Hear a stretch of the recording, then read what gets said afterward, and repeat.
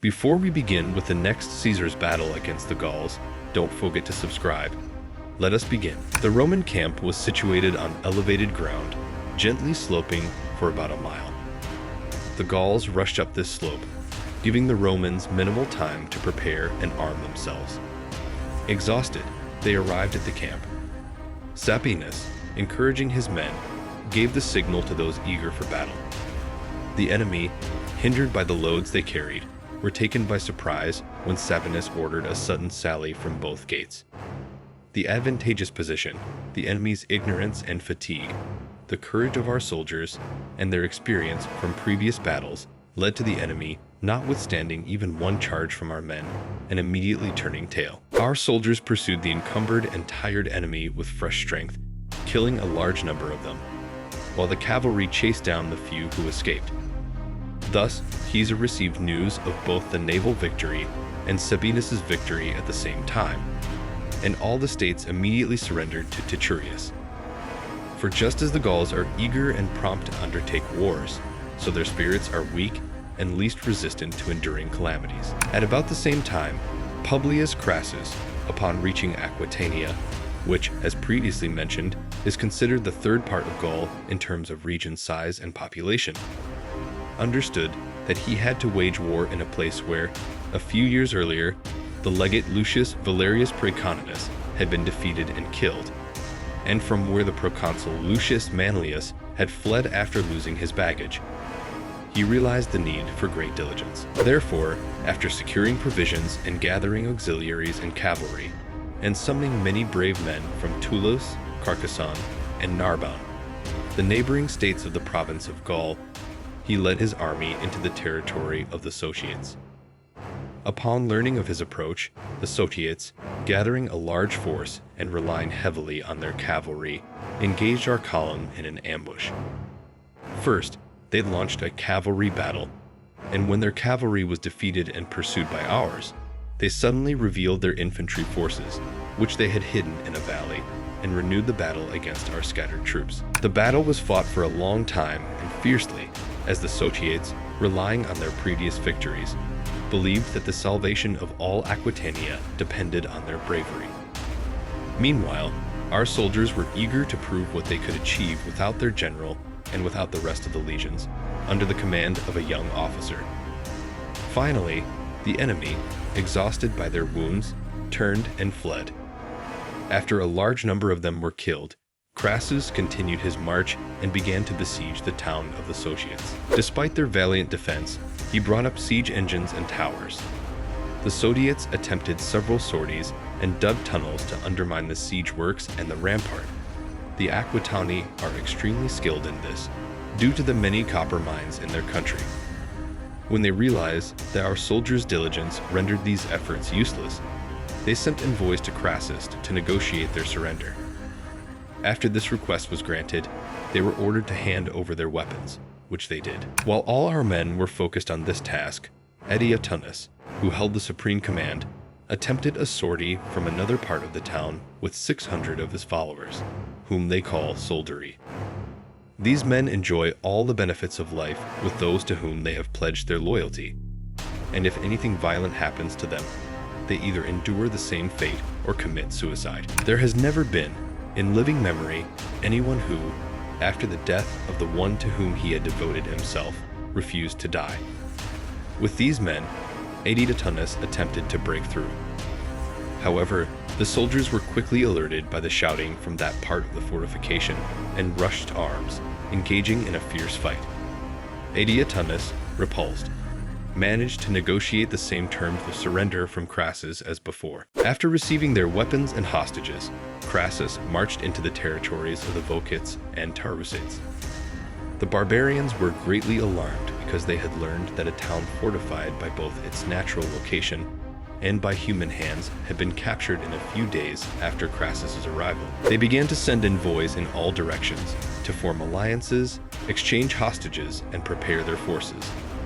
They even sent envoys to those states of nearer Spain that were close to Aquitania, requesting leaders and reinforcements.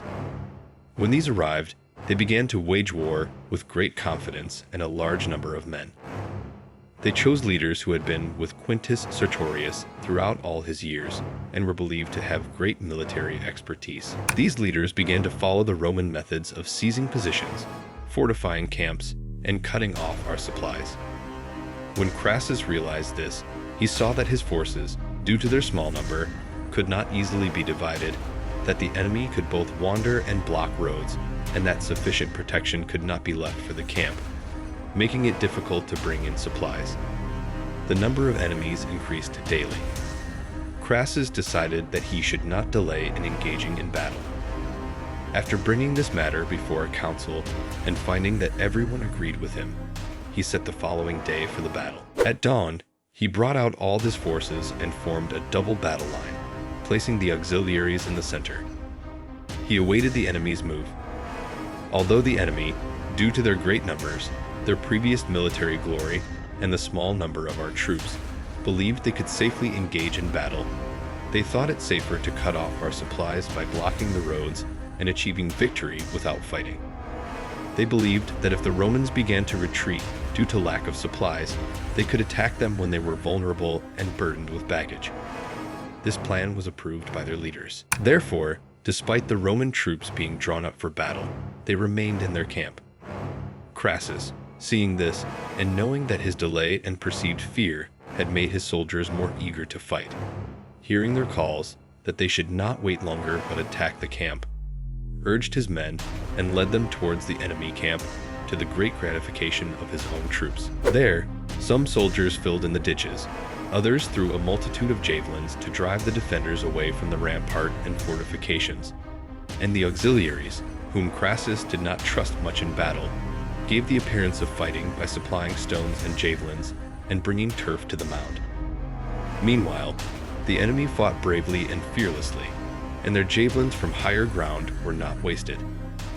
Then the cavalry, having circled the enemy camp, reported to Crassus that the camp was not as well fortified at the back gate and offered easy access. Crassus, encouraging the leaders of the cavalry to incite their men with promises of great rewards, explained what he wanted it done. They led the cohorts, which had been left to guard the camp, and were fresh around a longer route so they could not be seen from the enemy camp. While everyone was focused on the battle, they quickly reached the fortifications we mentioned, broke through them, and took their positions in the enemy camp before they could be fully seen or the enemy could realize what was happening.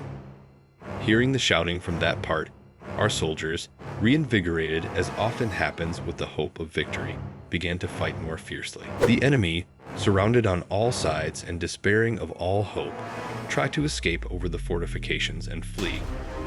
The cavalry pursued them across the open fields and killed many of the 50,000 men who had gathered from Aquitania and the Cantabrians, leaving barely a fourth part. Late at night, the cavalry returned to camp. After hearing about this battle, most of Aquitania surrendered to Crassus and willingly sent hostages. Among them were the Tarbelli, Bagirians, Teani, Vocates, Tarusates, Elustates, Gates, Aussi, Garoni, Sibusates, and Cocosates. Only a few distant nations, relying on the time of year since winter was approaching, neglected to do this. Around the same time, Caesar, although it was nearly the end of summer, decided to quickly conclude the war with the Morini and Menapii, who were still in arms and had never sent envoys to him to seek peace, believing this war could be finished quickly. He led his army there. These tribes began to wage war very differently from the other Gauls. Knowing that the largest nations which had engaged in battle were defeated, and having continuous forests and marshes, they retreated there with all their belongings. When Caesar reached the edge of the forests and began to fortify the camp without seeing the enemies suddenly burst out from all parts of the forest and attacked our men. Our soldiers quickly took up arms, drove them back into the forest, and, after killing many, followed them into the more difficult areas, losing only a few of their own men. In the following days, Caesar began to cut down the forests, ensuring that no surprise attack could be made on his unarmed and unsuspecting soldiers from the side. He placed all the cut timber toward the enemy and built it up on both sides as a rampart. After completing a large area with incredible speed in just a few days, and capturing the livestock in the rear of the enemy's baggage, They themselves sought denser forests. Then such storms followed that the work had to be stopped, and the soldiers could not be kept in tents for long due to continuous rain. Therefore, after devastating all their fields, burning villages and buildings, Caesar led the army back and stationed them in winter quarters among the Aulerci, the Lexovi, and the remaining states that had recently waged war. If you, like me, are looking forward to see what is happening next, don't forget to subscribe. See you in the next video.